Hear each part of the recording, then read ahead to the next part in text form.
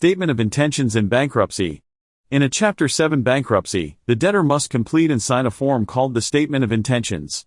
The Statement of Intentions indicates which of the available options the debtor chooses towards his or her secured property. The primary examples of secured property are an automobile loan or a mortgage loan. In a Chapter 13 bankruptcy, one manifests his or her intent regarding such secured property through the Chapter 13 plan.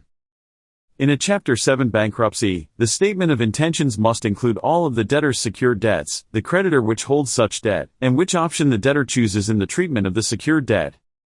The Bankruptcy Code requires that the debtor mail the Statement of Intentions to the secured creditor within 30 days after filing the bankruptcy case. Most bankruptcy attorneys will file the Statement of Intentions concurrently with the filing of the bankruptcy petition. Furthermore, the debtor must exercise the option chosen by the debtor pursuant to the Statement of Intention within 30 to 45 days after the first scheduled creditors' meeting or 341 hearing. The first scheduled 341 hearing is usually approximately 30 days after the filing of the bankruptcy petition. Bankruptcy Code Section 362H, 11 U.S.C. 362H, states that the debtor must act pursuant to his stated intention within 30 days of the meeting of creditor, 341 hearing. Bankruptcy Code Section 521A, 6, 11 U.S.C. 521A, 6, maintains that the debtor must either reaffirm or redeem the debt described in the Statement of Intention within 45 days after the first scheduled meeting of creditors. If the debtor does not meet these requirements, the automatic stay protection is no longer in effect regarding the subject property. However, the automatic stay will remain in effect where otherwise applicable.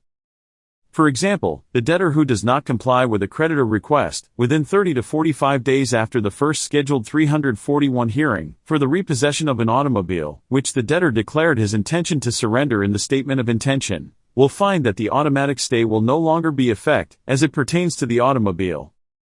In the surrender of real property, the Bankruptcy Code is less clear as to the treatment of the debtor for noncompliance with the stated option on the Statement of Intentions. In the matter of personal property, the automatic stay can be eliminated for such noncompliance.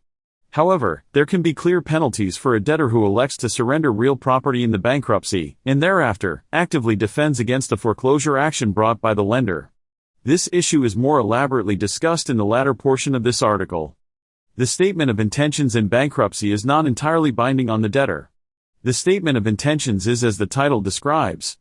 It is a declaration of the intention of the debtor when he signs the statement and when the document is filed in the bankruptcy court. The debtor may elect to surrender the subject property and later change his mind, seeking, for example, the reaffirmation of the debt. In such an instance, the debtor may need to file an amended Statement of Intentions and have other obligations. Furthermore, in the state of Florida, the state exemptions for personal property are much more generous if the debtor elects to surrender his homestead in the bankruptcy. If the debtor subsequently elects to retain the homestead, such reversal of intention may have an effect on the exemptions claimed and other elements relating to the bankruptcy. Options regarding secured debts in bankruptcy. Surrender of property in bankruptcy. The debtor has 5 options regarding such secured debt in a Chapter 7. The debtor may surrender the property. The debtor elects to surrender the collateral securing the debt and is relieved of any personal liability for such debt.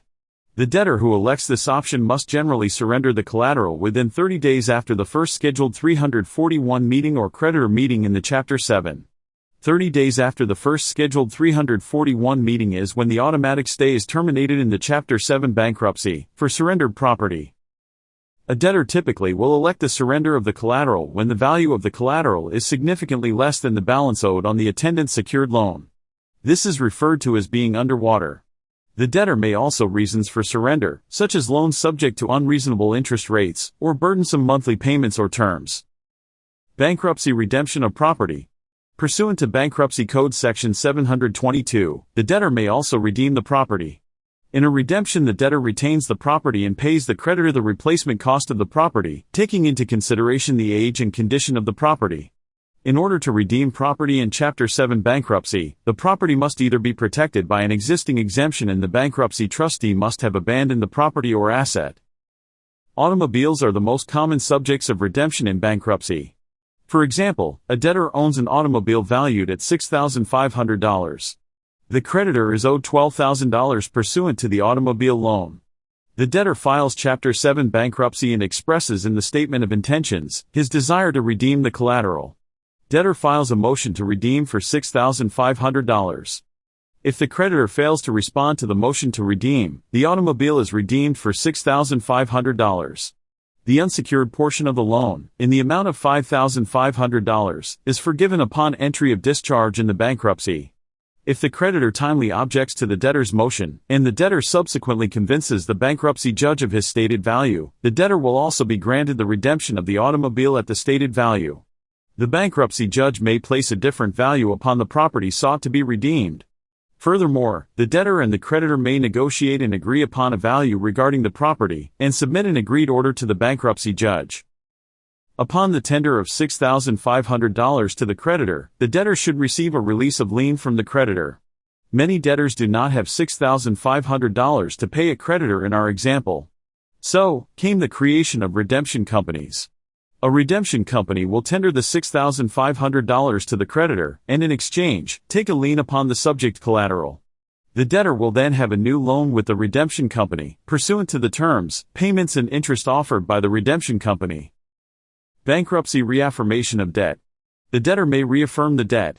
A reaffirmation, as generally contemplated, is a formal reaffirmation whereby the debtor retains the property and continues to pay all of some of the debt to the creditor.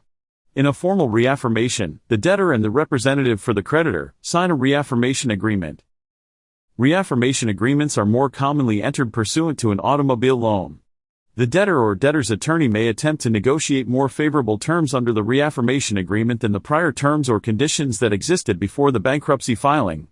The debtor may seek a lower interest rate, lower monthly payments, and even a reduction in the principal balance. The creditor may agree to such terms for a number of reasons. It may be beneficial for the creditor to accept such terms, as a refusal may prompt the debtor to surrender the property. The creditor will likely benefit more from renegotiated terms, as opposed to repossessing the property and selling such property at auction. Bankruptcy avoidance of liens. The debtor may avoid the lien on the property. There are two prominent methods for the avoidance of liens in bankruptcy. If the creditor has a non-purchase money security interest in the debtor's personal property, such lien may be avoided in either a Chapter 7 or Chapter 13 bankruptcy. Such a lien is labeled a non-purchase money security interest because the creditor acquired the lien through the voluntary granting of the lien on property that the debtor already owned. A purchase money security interest is a lien whereby the creditor acquired the lien through the voluntary granting of the lien on property that the debtor obtained through the financing provided by the creditor. If the debtor borrows monies from a creditor, the creditor may require the granting of collateral or property owned by the debtor as security for the loan. For example, the creditor may demand a lien on an automobile that the debtor already owns, or personal property that the debtor owned and possessed, before the debtor sought a loan from the creditor. If the debtor goes to a car dealership, and the creditor offers to finance the purchase of an automobile, the creditor will likely obtain a purchase money security interest in the automobile. In the instance of non-purchase money security interests, the debtor in bankruptcy may only avoid liens on property for which there exists an exemption relating to such property. The pledged property must be exempt, which generally includes such property as household goods and furnishings, or health aids, or whatever other assets may be claimed exempt pursuant to the available exemptions applicable to the debtor. In some cases the federal exemptions apply to the debtor, or state exemptions, or a combination thereof.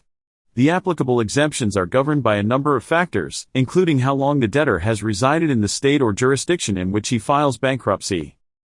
Judicial liens may be avoided if the property is exempt and if the lien, if left unaffected, deprives the debtor of his full exemption. Judicial liens may be removed from automobiles, real estate, and other titled property.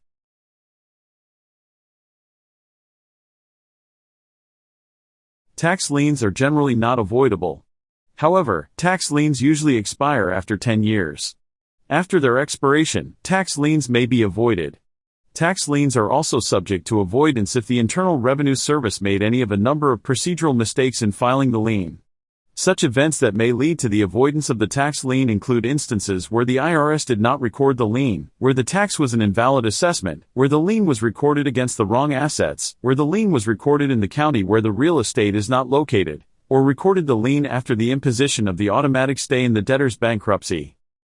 Informal reaffirmation in bankruptcy or the ride-through.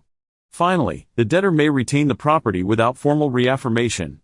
Many creditors will not demand the formal reaffirmation of debt through the device known as the reaffirmation agreement. Furthermore, it is not uncommon for a debtor who wishes to sign a reaffirmation agreement to find little or no cooperation by the creditor. In such an instance, the debtor may reaffirm the debt informally. The debtor simply continues payments to the secured creditor, pursuant to the terms contracted before the bankruptcy filing. In the instance of automobile loans, this is a common form of reaffirmation.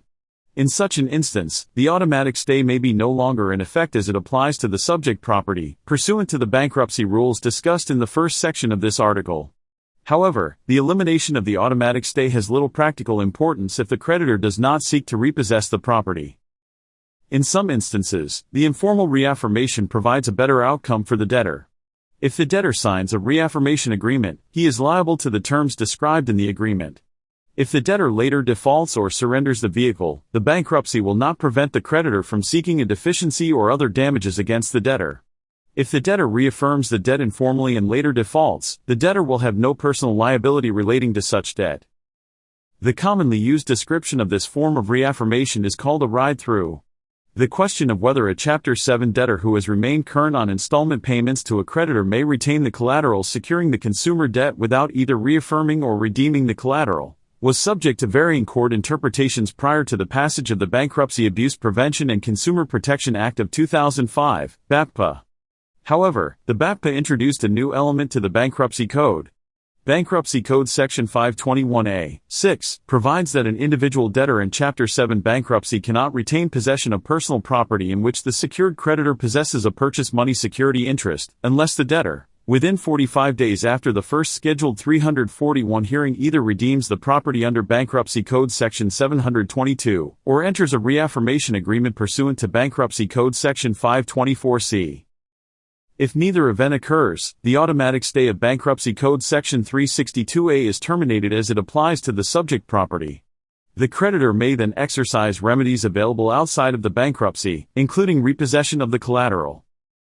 Furthermore, Bankruptcy Code Section 326H permits termination of the automatic stay as to the subject property if the debtor does not timely file a statement of intention, does not reflect on the statement of intention whether he elects to either surrender, redeem, or reaffirm the collateral, or fails to take timely action in pursuit of one of the options provided in the statement of intentions. One exception to this rule applies if the bankruptcy court determines after notice in a hearing on a motion filed by the bankruptcy trustee that the property has beneficial value to the bankruptcy estate, orders adequate protection to the secured creditor, and orders the debtor to deliver possession of the collateral to the bankruptcy trustee. According to a Middle District of Florida bankruptcy court case, in Re Espy, the creditor can seek the lifting of the automatic stay through what is termed a comfort order and pursue its remedies, including repossession, under applicable state law, if any of the following conditions are met. The time limit ran on the period in which the debtor was required to perform pursuant to his statement of intentions. The debtor did not amend his statement of intentions to reflect his true intentions regarding the collateral, or the bankruptcy trustee did not file a motion to determine that the property is of consequential value to the estate. Judge Funk, the same judge who rendered the opinion in Espy, held in re-record that a creditor was entitled to a comfort order where the debtor's statement of intention, in its address of an automobile loan, proposed an impermissible election of a ride-through. The court determined that the ride-through option was not an available option. The debtor must redeem, surrender or reaffirm the debt, pursuant to the statement of intention. If the debt is a non-purchase money security interest, the debtor may also exercise a fourth option, which is the avoidance of the lien. Another exception is provided when the debtor elects the reaffirmation of the debt in the statement of intentions, and the creditor refuses to agree to the reaffirmation under the contractual terms entered before the bankruptcy filing. In such instance, the automatic stay may not be terminated during the pendency of the bankruptcy. The creditor seeking repossession of the collateral must either seek redress in the bankruptcy court or wait until the case is either discharged or otherwise terminated, to obtain repossession. Surrender of property in bankruptcy precludes defense of foreclosure. The 11th Circuit delivered an opinion in re Fela that Bankruptcy Code Section 521A(2) deems surrender in bankruptcy means the giving up of a right or claim, and that debtors who surrender their property in bankruptcy must drop their opposition to a foreclosure action. In Fela, the debtors filed a Chapter 7 bankruptcy.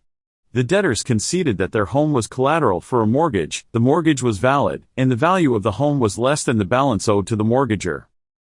The debtors stated in the statement of intention their intent to surrender the property in the bankruptcy. However, when the lender undertook foreclosure against the debtor's property, the debtors continued to defend the foreclosure.